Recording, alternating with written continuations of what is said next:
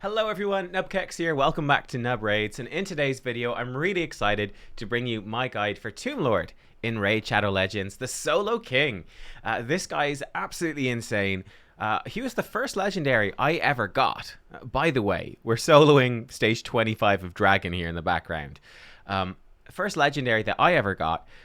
At the time, he wasn't considered to be that good, but after a buff from Plarium, which upped the number of poisons he was putting out in particular, he's become an absolute monster. And as you can see here, thanks to wearing a regen set and some very specific masteries and equipment, we're actually just ripping through this dungeon, which is just absolutely insane. So here we go. Yeah, we're going to be showing him soloing not only Dragon 25, guys, but other dungeons as well. Look at that. 1 minute and 30 seconds, and we are on to the Dragon here. And against the Dragon, you can see the Dragon himself, the boss, really can't do anything to Tomb Lord. Tomb Lord's basically full HP the whole time. Decreased defense and decreased attack is on, and just racking up those poisons. And yeah, just beating him down. The poison's doing the work, and there we go. 2 minutes and 10 seconds. 2 minutes and 10 seconds. Dragon's there 25 is down. Bearing in mind, my best time ever with, like, obviously 5 champions is 1 minute 40. So for the sake of 30 extra seconds, you're going to be getting, let me see, how much XP? Go back slightly more. 11,000 XP for 4 different champions. You know, going through a run of campaign, you get, what, 8,000 from 12-3 Brutal for 3 champions.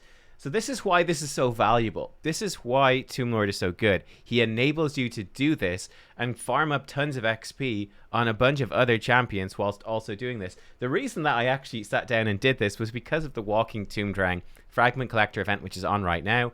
I was busy over the weekend, so I couldn't do this video then, but I did build up. I re-geared my Tomb Lord, rebuilt him completely at the weekend because of this sort of situation where Dragon Tournament and Champion Training Tournament overlap, and you can do both at the same time, and that is just so incredible. Or when you're farming, you know, just on the off time when you're just farming something for the sake of doing it, you can slow farm your dragon with Tomb Lord and also get a bunch of food leveled up and ready for the next tournaments and all that. So pretty nuts, guys, pretty nuts. How does he do it? Let's look at his skills first, then I'll show you his artifacts and his masteries, and there's some very specific things with both of those, actually. So Crippling Blows is A1, attacks one enemy 3 times, places 30% decreased speed debuff on the target for 2 turns if this attack crits.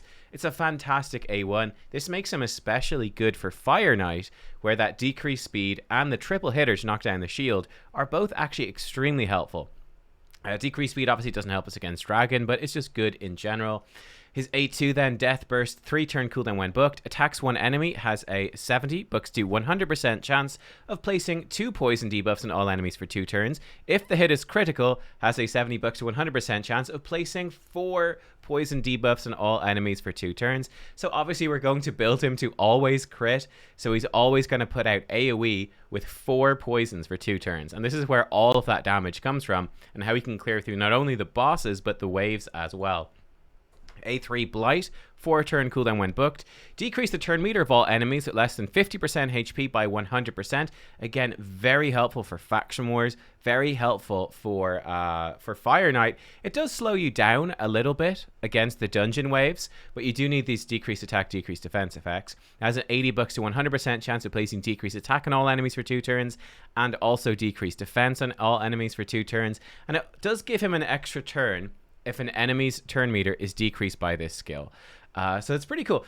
It does slow you down a little bit on some of those dungeon waves because he will get to a point where he will just be lapping the enemies. Once he has decreased speed on them, they won't be able to take a turn. So that slows you down slightly, but it's not a huge deal. It's still incredibly fast. And he's a great aura for progression. 70 accuracy for all allies in Doom Tower battles. Very helpful. How do we build him then? How do we build him? So he needs a regeneration set. I guess in a perfect world you give him an immortal set for a bit more healing, but as you saw from the Dragon run, he didn't need that. So I'm just going to give him stuff that's going to help us build up the stats we need, in this case accuracy and speed. And we look at the total stats. This is how I have him built out. A couple of things to watch out for here. So we're shooting for around about 50,000 HP. That's a good number for the regen set to heal you back up. Shooting for about over 2,500 defense. Shooting for over 220 speed, I would say. I got him to 225, and I'm very, very happy with that. Now, crit rate is very different. This depends on where you want to use him. So if you are only going to use him for soloing Dragon, and potentially for soloing Ice Golem, potentially for soloing Scarab, which I'm going to show you as well, you can leave him at 85%. When he's positive affinity, he gets an extra 15% to crit, and that can make it makes it much easier to reach the rest of the stats in your build.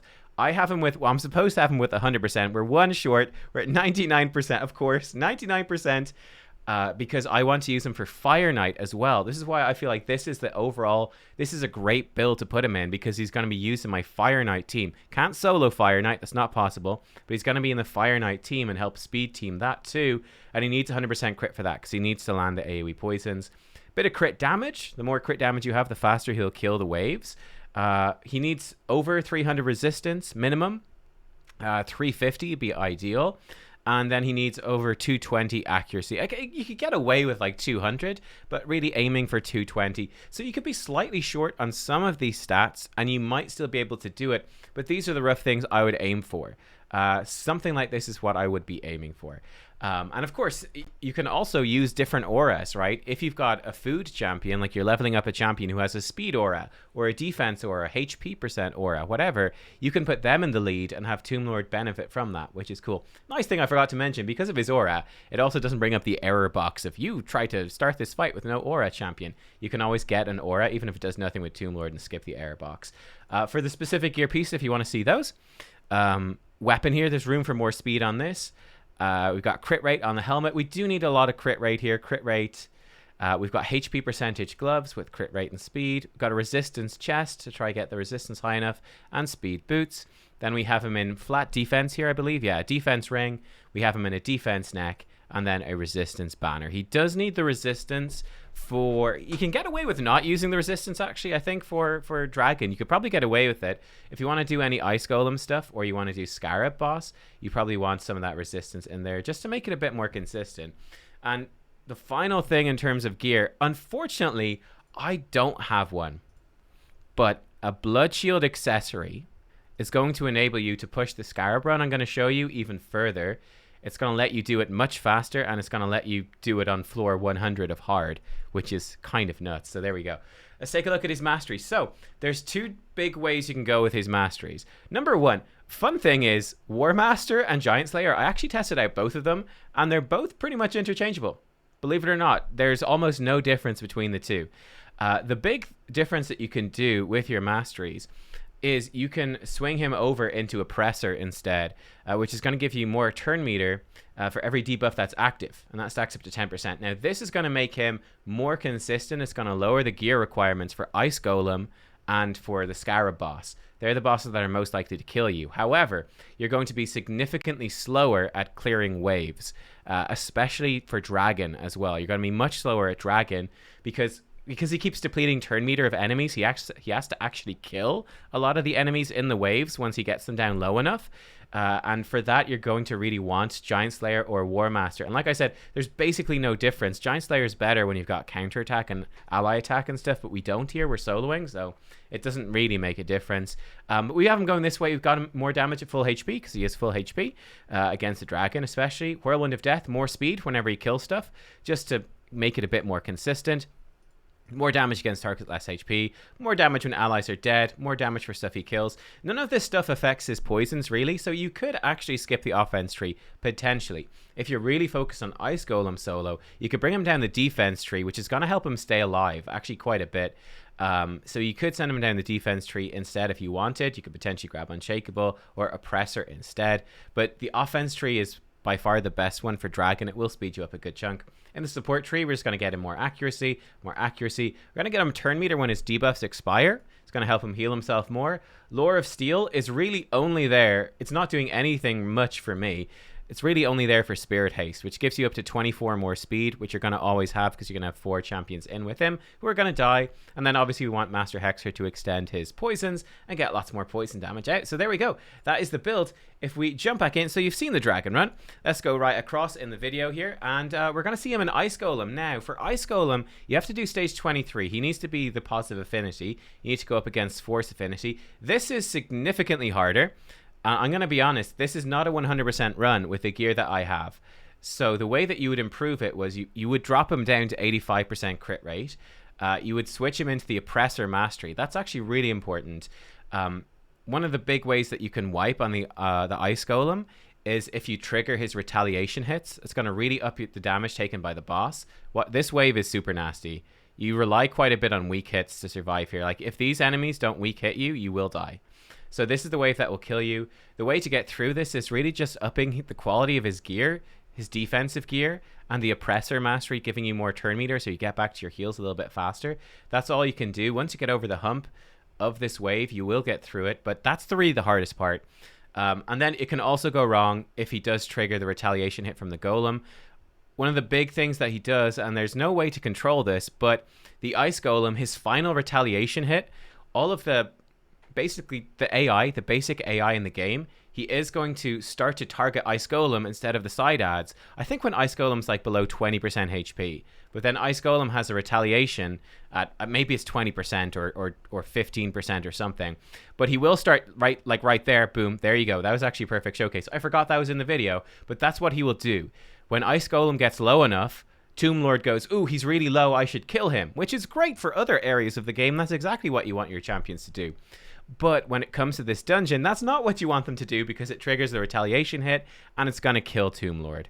So yeah, unless he weak hits. If he weak hits, you can survive. But it's really up in the air with that. The way to mitigate that, again, is to not have Giant Slayer or War Master, to take Oppressor instead, because you'll do so much less damage. It means that your direct hit to the boss is much less likely to trigger retaliation. Obviously, the poison hits do not. So here we go. We can see we're doing this wave. This time it's gone a bit smoother. We haven't dropped as low.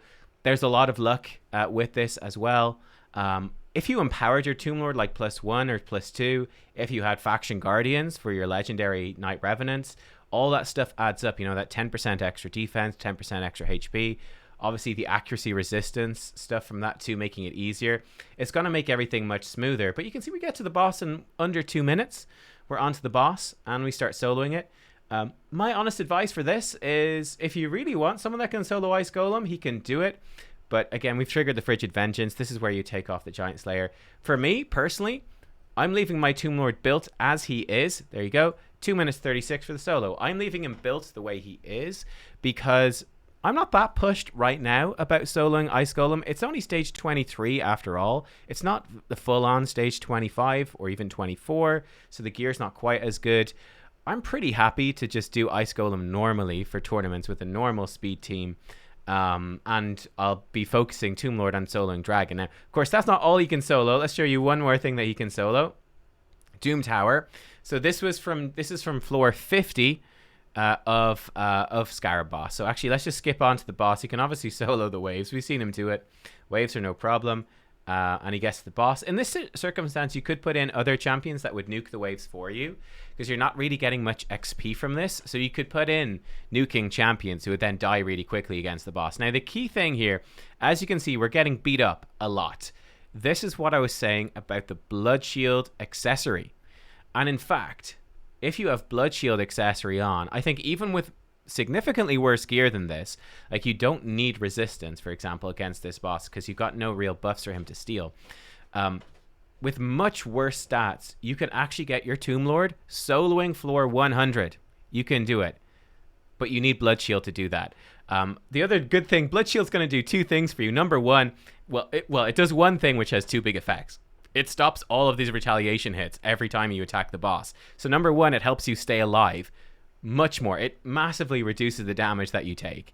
And number two, it also stops all these animations. Every time we attack this boss, he attacks us. Here he goes. Animation, animation, animation. And this fight is so long. It really adds up. So yeah, it'll make your run much faster as well. But as you can see, we're ripping through absolutely no problem. Once he goes below 50% HP, we're going to start getting extra turns as well whenever we do our Blight move. So that's really going to speed us up as well. We'll just go until we see that kicking in here. But yeah, you can see with this exact build, soloing stage 50 of hard is no problem, which obviously means that, stage 10, I presume? I don't know, whatever stage is the first one, you're going to do that no problem. All of Doom Tower normal, he can solo that no problem. And like I said, you can get away with worse gear. And if you've got Blood Shield on, you can get away with much worse gear, or you could, I think you could solo floor 100 even with much worse gear than this. All that resistance and stuff that we have here really isn't necessary. You do not need that resistance to get away with it.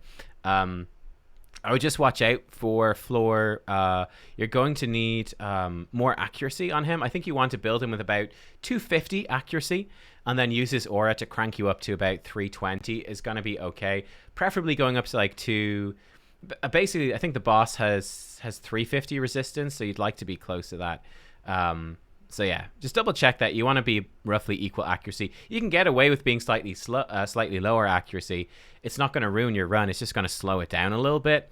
But definitely use Tomb Lord's aura to get enough accuracy for floor 100 hard. You're going to need that. And there we go. The Scarab actually goes down. We soloed him in, yeah, just over 7 minutes. Again, it's not as fast. So the fastest run here, the 5-minute run, was my Euros, the Soul Cage. That's what I do normally. And he has a team that nukes down the waves with him. And then he solos the boss. Now, Euros is unbooked. Euros has like a built-in Blood Shield effect on his A1, so he doesn't need Blood Shields. I think with Blood Shield, Tomb Lord would be faster. Maybe not. I don't know. If Euros was booked, it'd be a more fair comparison. But yeah, I think Tomb Lord is probably better. And then it frees you up for using Euros for other stuff. And Tomb Lord is still useful with this exact build. The final thing I want to show you, because let's just show you everything with Tomb Lord. He's obviously insanely good. He's like the best champion for Night Revenant Faction Wars as well. If we go into stage 25 of Fire Knight, this is my pretty standard well, not standard, but this is my normal Fire Knight team. And I wanted to see, how does Tomb Lord perform with our solo farming build in this team? And the answer is that it works just fine. It actually works absolutely great. By the way, I've also completely reworked Dark Kale. Stay tuned for a video on that probably tomorrow. Because the champion I pulled in today's shard pulls really going to be changing up my teams in the other dungeons here. So we were slightly low on the poisons on that guy. Maybe we missed one of the crits or something. That's okay. We're on to the boss. Now, what Tomb Lord brings for this boss? Tomb Lord brings multiple things. This is a big one. Triple hitter A1. So he really helps knock down that shield. On top of that, for this team, decrease defense and decrease attack. The decrease attack is the big one. We are not 100% consistent in keeping the turn meter down. If a lure gets resisted, and there's always a 3% chance on each of her turn meter depletions, she gets resisted, he can take a turn. However, decrease attack allows us to survive, so we're not going to die. So this is what makes this run 100% consistent.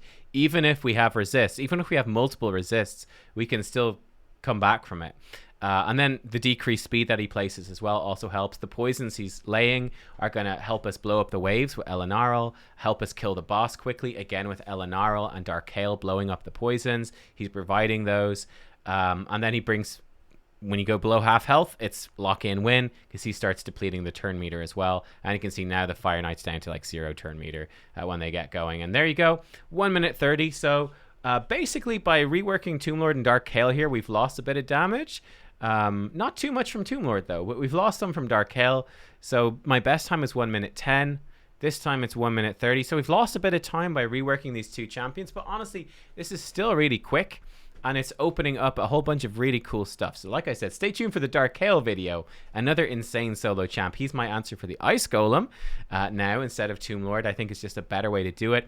And yeah, there we go. Tomb Lord. He is now a key part of soloing Dragon. He solos Dragon, no problem. Dragon stage 25. He can, with a little bit of tweaking with the gear here that I've shown, if you got a bit better gear, you can solo stage 23 of Ice Golem. Again, you do have the option of switching up his masteries, dropping his crit rate if you're just using him for those things. However, if you built him like I have built him, you're not going to be as consistent on Ice Golem. He can do it, but it's not, in my opinion, worth it. But he can still work in a Fire Knight Poison Explosion team. He can work in a regular Dragon Explosion team. Even on green affinity stages, which you would do. So for example, I can use him in a Poison Explosion team. Oh, spoiler warning.